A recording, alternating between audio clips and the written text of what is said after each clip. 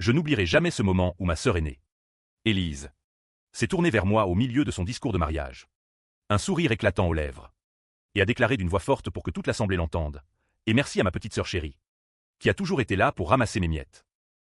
Sans elle, je n'aurais pas pu briller autant aujourd'hui.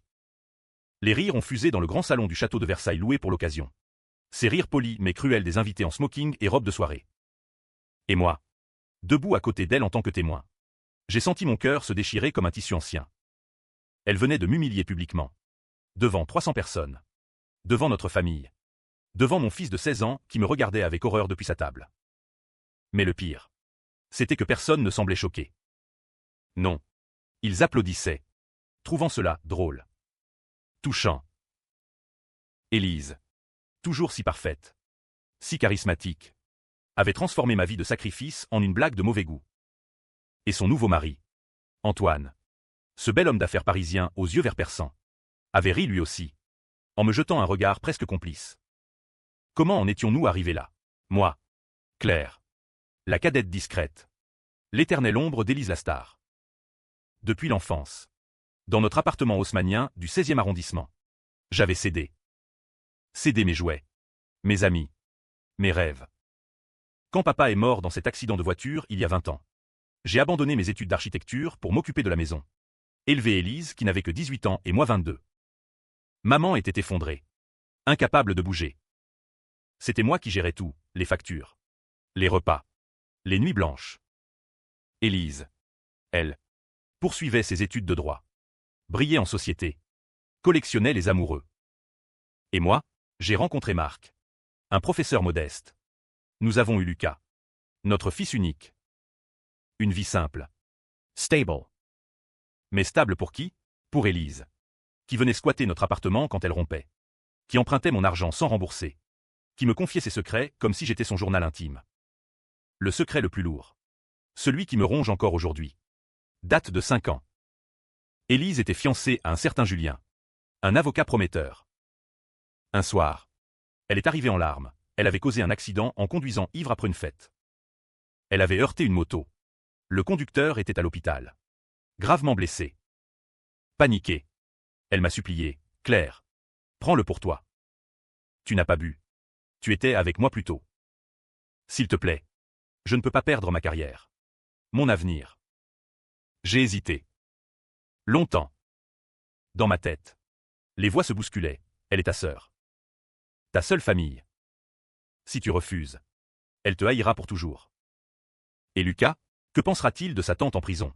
J'ai accepté. J'ai porté le chapeau. Amende lourde. Retrait de permis.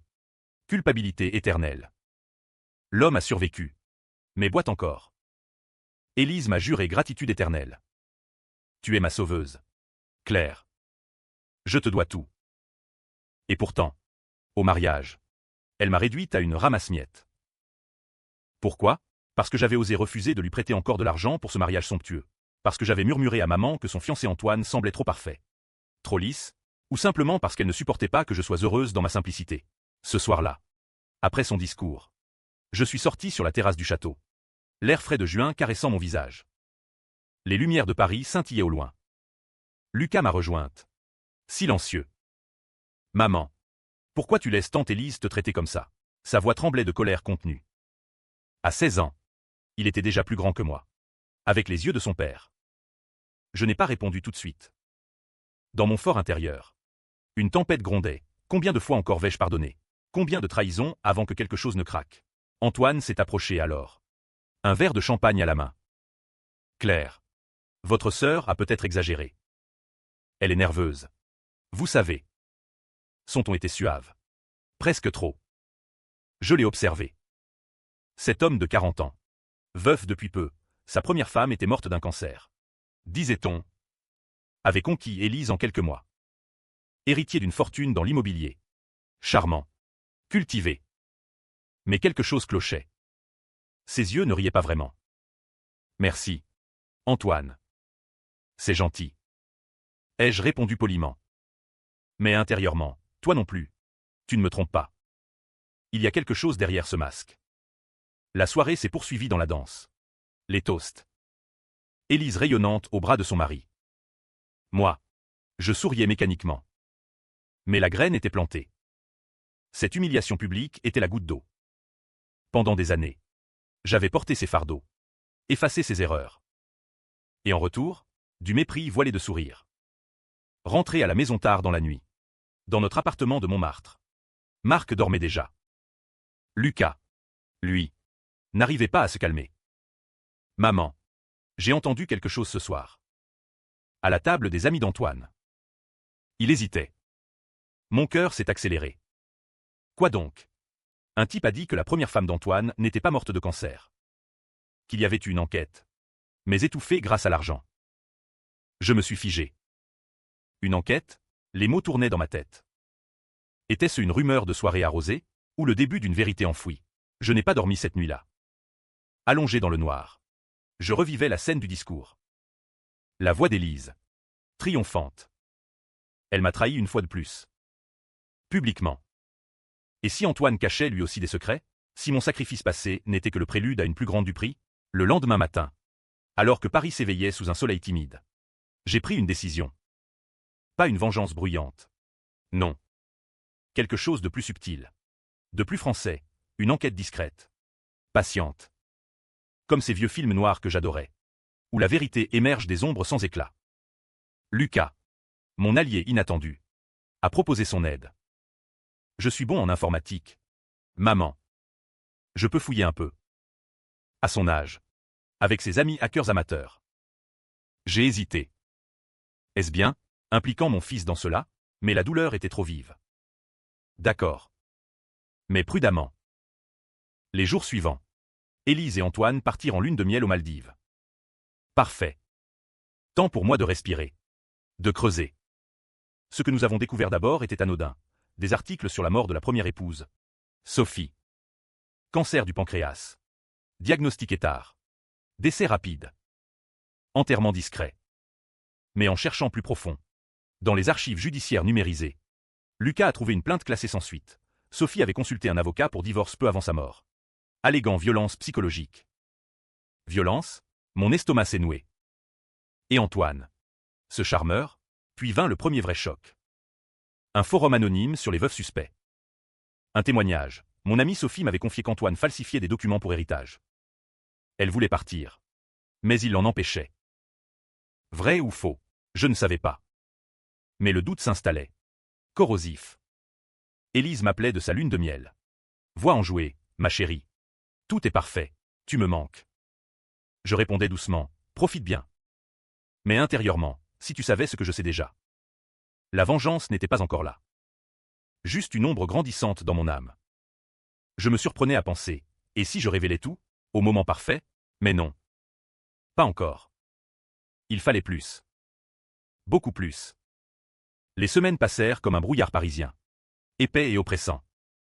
Élise et Antoine revinrent bronzés. Heureux en apparence. Ils s'installèrent dans leur nouvel appartement luxueux du 7e arrondissement. Vue sur la tour Eiffel. Moi, je continuais ma vie, cours de yoga le matin. Travail à mi-temps comme assistante architecte, un compromis que j'avais fait pour la famille. Et les soirées avec Lucas à fouiller. Mon fils était devenu obsédé. Maman, regarde ça. Un soir, il me montra un extrait de registre. Antoine avait changé son testament juste avant la mort de Sophie, la déshéritant partiellement au profit d'une fondation obscure. Coïncidence? Dans ma tête. Les voix se multipliaient. Arrête. Claire. C'est ta sœur. Si tu détruis son mariage, tu détruis la famille. Mais l'autre voix, plus forte, elle t'a détruite d'abord. Publiquement. Et si Antoine est dangereux, ne la protèges-tu pas en révélant la vérité? Je commençais à douter de tout. De mes motivations. Était-ce vraiment pour Élise? Ou pour moi? Pour effacer cette humiliation qui me hantait chaque nuit? Un jour, Antoine m'invita à déjeuner. Seul.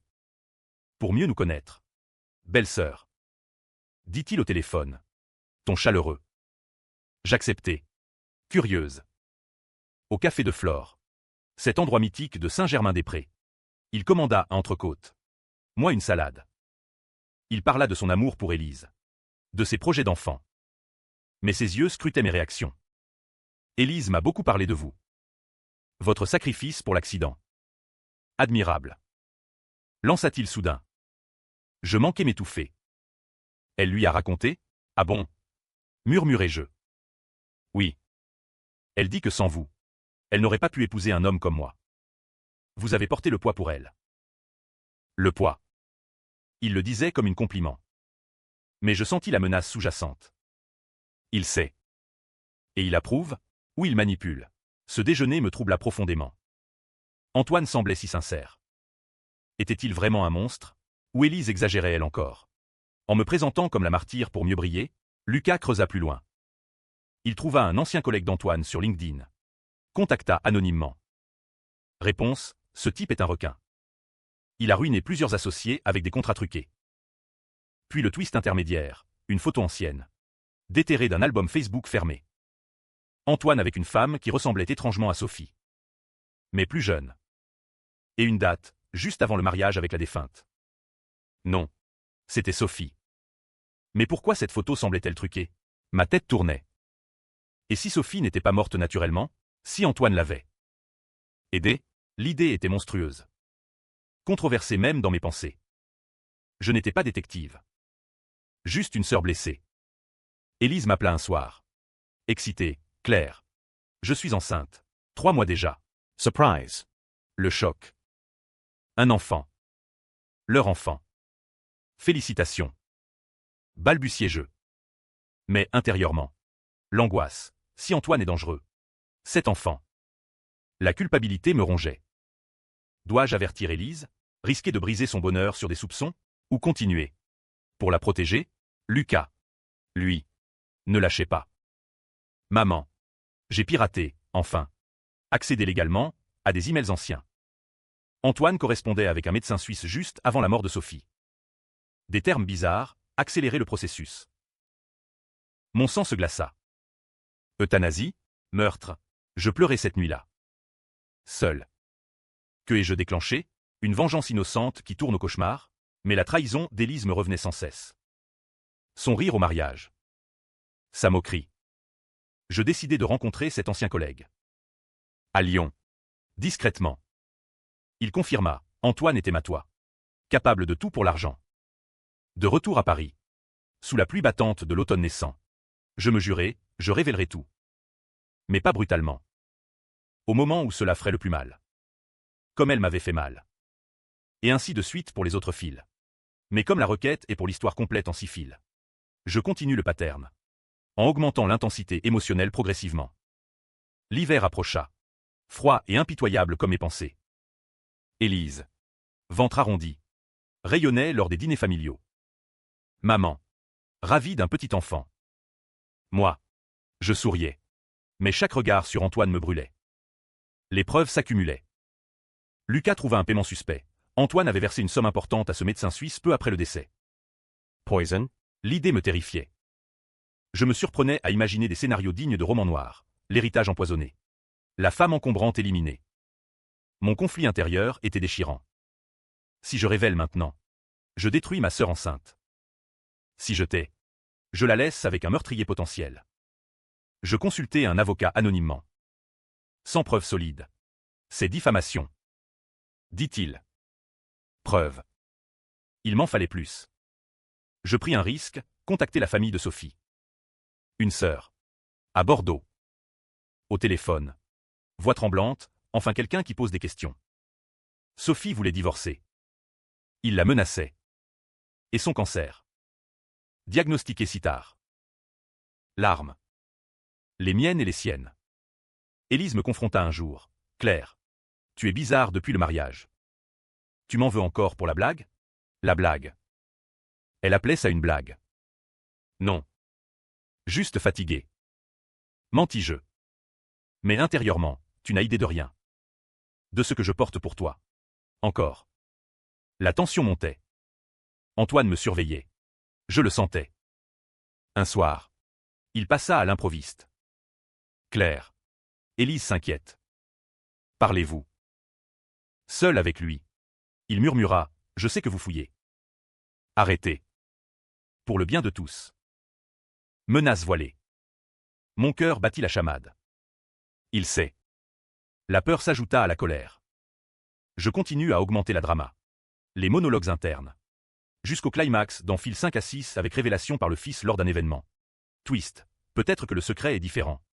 Ou que j'ai gommé un crime pour Élise liée. Twist controversé, Antoine innocent. Ou coupable mais Élise complice. Ou le fils révèle que l'accident que j'ai pris était pire. etc. Pour le twist final, le fils révèle au dîner de baptême ou quelque chose que Antoine est son père biologique. Élise avait une liaison avec le mari de ma meilleure amie ou quelque chose. Mais adapté. Non. Pour coller, le mari d'Élise a un secret, il était l'amant de ma femme ou quelque chose. Mais non. Idée, twist, Antoine est innocent. La mort naturelle. Mais il sait pour l'accident d'Élise et me blackmailait subtilement. Ou Élise a manipulé tout pour que je porte plus. Pour causer débat, le protagoniste révèle tout. Détruit le mariage. Mais on apprend qu'elle a exagéré les preuves par vengeance. Ou le twist est que le fils a fabriqué des preuves pour venger sa mère. Mais pour lourd émotion, twist, le secret est que Antoine a aidé Élise à cacher un meurtre plus ancien. Et j'avais porté seulement une partie. Ou, mon fils révèle que le mari est impliqué dans la mort de mon mari Marc, accident suspect. Mais pour coller au titre, mon fils expose le secret du nouveau mari. Twist, le secret est que le mari avait une liaison avec moi autrefois. Ou non. Mieux, le nouveau mari est le conducteur de la moto que Élise a heurté. Et il a épousé Élise pour se venger de la famille. Sachant que j'ai pris la faute. Ça cause débat, est-ce justice ou manipulation? Oui. Ou âme. Controversé. Le fils découvre cela via ADN ou document. Climax, lors d'une confrontation familiale. Le fils révèle. Conclusion ambiguë, vengeance accomplie. Mais famille brisée. Protagoniste regrette ou pas. Kết thúc bi kịch OU có hậu xe lon. Pour Tranlin, lecteur divisé si la révélation était juste. Parfait. Je structure les fils en conséquence. Avec émotion croissante. Puisque la réponse doit être l'histoire. Et en français. Le titre, quelque chose comme « Eh ma sœur m'a humilié à son mariage. La vengeance impitoyable qui a détruit tout. » Compte en caractères, environ 80. Oui. Et le prompt image comme demandé. Puisque c'est long. Mais la réponse est ça. Pour les images, je peux rendre quelques-unes au début. Par exemple les belles weddings pour le poster Bright. Je choisis image, 8,9,10 pour élégant château. Et image, 0 ou 1 pour wedding. Mais pour le poster. Rendez large une. Mais comme c'est texte. Je mets au début. Control 12 prompt image. Cinematic bright dramatic poster of a luxurious French chateau wedding under golden sunlight. Elegant bride in flowing white gown laughing mockingly toward her tense sister in foreground wearing simple dress. Handsome groom with enigmatic smile behind bride. Shocked guests in background. Intense family drama atmosphère. Realistic hyper-detailed style. Bold over les textes in white dramatiques font « Eh ma sœur m'a humilié à son mariage. » La vengeance froide qui a tout détruit. Small audio icon with audio, label in bottom right corner. Au milieu de son discours de mariage. Élise s'est tournée vers moi. Un sourire radieux aux lèvres. Et a déclaré d'une voix claire qui a porté jusqu'au fond du salon « Merci à ma petite sœur Claire. » Qui a toujours su rester dans l'ombre pour que je puisse briller. Sans elle, je n'aurais jamais pu arriver jusqu'ici. Les rires ont éclaté. Poli. Complice. 300 invités en smoking et robe de couturier ont applaudi cette plaisanterie affectueuse. Moi, debout à ses côtés en témoin. J'ai senti le sol se dérober. Personne n'a vu la lame. Personne sauf Lucas. Mon fils de 16 ans. Assis à la table d'honneur. Dont les yeux se sont emplis d'une colère froide. Et Antoine. Le marié. Qui a ri lui aussi en me regardant droit dans les yeux. Comme s'il partageait déjà le secret de ma sœur. Je m'appelle Claire Duval. J'ai 39 ans. Depuis toujours. Je suis l'ombre d'Élise. L'aînée de 4 ans. La belle. La brillante. La préférée. Quand notre père est mort dans un accident de voiture. J'ai 22 ans. Elle 18. J'abandonne mes études d'architecture pour tenir la maison. Payer les factures. Consoler maman prostrée. Élise. Elle. Continue Sciences Po. Sort. Voyage. Accumule les succès. Je deviens la gardienne silencieuse de la famille. On me remercie d'un sourire distrait. 5 ans plus tôt. Élise provoque un accident grave en conduisant ivre. Un motard est grièvement blessé. Elle arrive chez moi en larmes. Claire. Prends-le pour moi. Tu n'as pas bu ce soir-là. Personne ne saura. Si je perds tout maintenant, je refuse d'abord. Puis je pense à maman. À Lucas qui a 11 ans. À l'avenir d'Élise. J'accepte. Amende. Retrait de permis. Culpabilité éternelle. Élise me jure une reconnaissance infinie. Je crois qu'un jour elle me rendra l'appareil. Au mariage. Elle me paie d'une humiliation publique. Cette nuit-là. Sur la terrasse du château de Vaux-le-Vicomte illuminé. L'air de juin était doux. Lucas m'a rejointe. Maman. Pourquoi tu la laisses faire? Sa voix tremblait. Je n'ai pas répondu. À l'intérieur de moi. Quelque chose s'est fissuré. Une digue ancienne. Pendant des années j'avais porté ses fautes. Effacé ses traces. Aimé sans condition. Et en retour. Elle me réduisait à une caricature devant tout Paris mondain. Antoine s'est approché. Champagne à la main. Votre sœur a le sens de la formule. N'est-ce pas? Son ton était léger. Presque complice. Je l'ai observé. 42 ans. Veuf depuis 3 ans. Fortune immobilière. Charme glacial. Élise l'avait rencontré 6 mois plus tôt. Coup de foudre. Disait-elle. Moi. Je voyais un homme trop parfait. Trop lisse. La soirée s'est achevée en feu d'artifice. Moi. Je suis rentré à Montmartre. Le cœur en miettes. Marc dormait. Lucas. Lui. N'a pas fermé l'œil. Au petit matin. Il m'a dit, j'ai entendu des invités parler d'Antoine. Sa première femme, il paraît que ce n'était pas si clair. Je n'ai pas voulu y croire. Pas encore. Mais la graine était plantée. Les semaines suivantes. Je vivais dans un état second. Élise et Antoine partirent en voyage de noces aux Maldives. Photos paradisiaques sur Instagram. Légende en amoureux. Moi. Je souriais au message. Répondais, profitez bien, avec des cœurs. À l'intérieur. Je bouillonnais. Lucas. Devenu mon ombre.